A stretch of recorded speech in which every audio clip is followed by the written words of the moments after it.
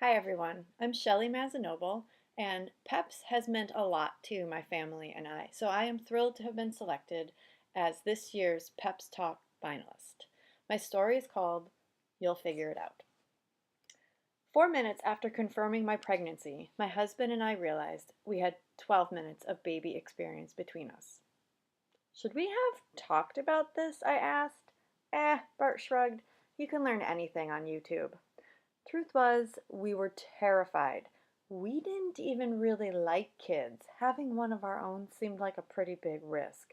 So the quest to learn began immediately. We were sponges, lapping up knowledge at the trough of parenthood.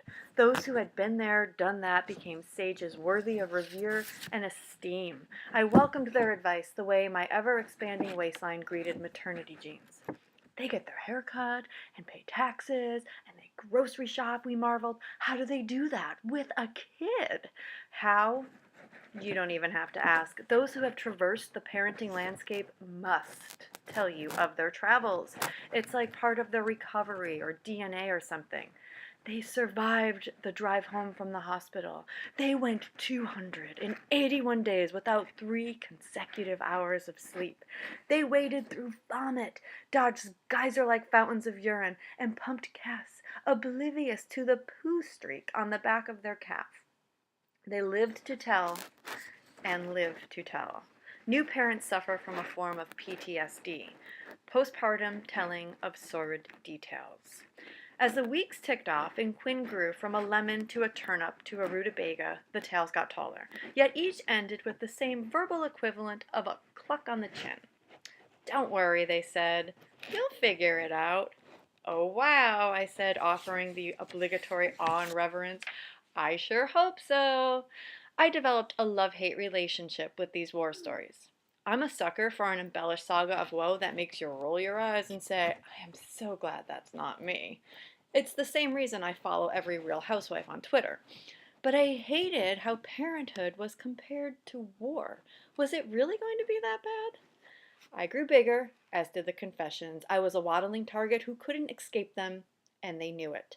I learned how to identify the passing of a mucus plug, the soothing joy of lanolin cream, and the very best ever home remedy for the hemorrhoids I didn't have, but was assuredly going to get, all while standing in the company kitchen. Can we just instate a new etiquette rule? Let's not ever utter the words mucus plug 12 feet from a microwave. Then the bullseye came in the form of a 6-page manifesto from a male coworker detailing the pros and cons of the leading bottles. My wife Ashley has unilateral nipples, it read. We found Nubby's natural touch nipples most resembled her one short nipple, and thus helped alleviate any nipple confusion. Great. How will I not think about Ashley's one short, stubby nipple when I see her at the annual holiday party? Clearly, there was a lot for us to learn and not a lot of time to learn it. Rather than just rely on the candidness of strangers, Bart and I signed up for the childbirth prep classes the hospital offered. We kicked it off with infant CPR, a 2-hour class I watched mostly through a veil of fear tears. Our houseplant, cat, dog, car, bathroom sink, basement stairs, and about 9 million other things in our natural environment were all conspiring to kill this poor child. The class ended with the instructor telling a story about a volunteer EMT who failed to remove a popcorn kernel lodged in his 2-year-old son's airway. Go home and study your pamphlet, she said, waving us off. You'll figure it out. I feel like I just starred in a scared straight video, I screamed on the way down to the parking lot. Bart, my brave and stoic rock, put his arm around me, partially out of comfort, partially to keep me upright, and said, I give our child a 33% chance of survival. What was the old adage? Ignorance is bliss. But the learning continued. We chased knowledge like a fifth-generation Ivy Leaguer chased their legacy. More classes, more videos, more what to expect now that we were expecting. Quinn was an eggplant, a cabbage, a large head of romaine lettuce.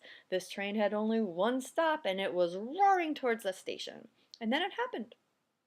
Just as the books and instructors said it would, the intangible vegetable became a tiny human, and all the reasons for the fear-mongering and sensationalizing and nipple talk was swaddled over and handed to us, in a tight little package. What do we do now? I looked up at Bart. Shush him, he answered. No, swing him. Wait, cry it out. And then the tensest moment of our 72-hour journey as parents happened. The drive home. As we gingerly laid our bundle of joy upon the Midori green fabric of the car seat and strapped him into the 5-point harness for maximum comfort, he began to scream. Seconds later, I followed suit. Our child hates his car seat! We will never be able to leave this hospital! Bart called the nurse because, well, we could, and clearly this car seat, whose make and model was deliberated on longer than our child's name, was defective. He doesn't hate it, the nurse explained. This is all just new to him. Then she patted me on the arm and said, Don't worry. Yeah, I said, interrupting her. I'll figure it out. So I heard. But moments later, as the nurse predicted, Quinn stopped crying and fell asleep in his car seat. He stayed like that the whole way and the first 2 hours in his new home. It was then I had an epiphany. I saw my future, and it wasn't horrible. Then again, I also saw the cat wearing a fez while wheeling a cotton candy cart around our living room, so there's a slight chance my epiphany might have been influenced by painkillers. Regardless, watching Quinn sleep in his car seat, skinny limbs protruding from the recently evicted onesie I bought for this very day made me realize you'll figure it out is just a euphemism for nobody knows what the hell they're doing.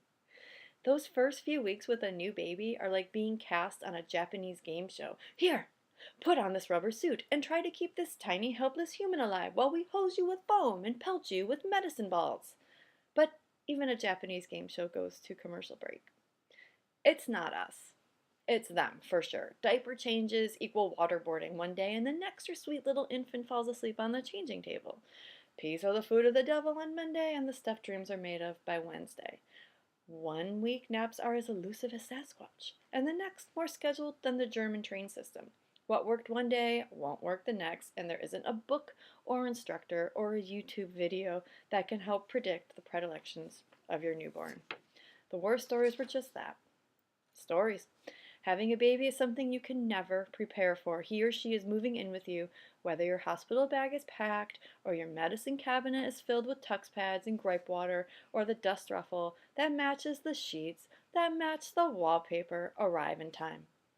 It's a lengthy process, but if we can figure it out, you can too. And I'm pleased to announce Quinn's survival rate has been upgraded to 46%.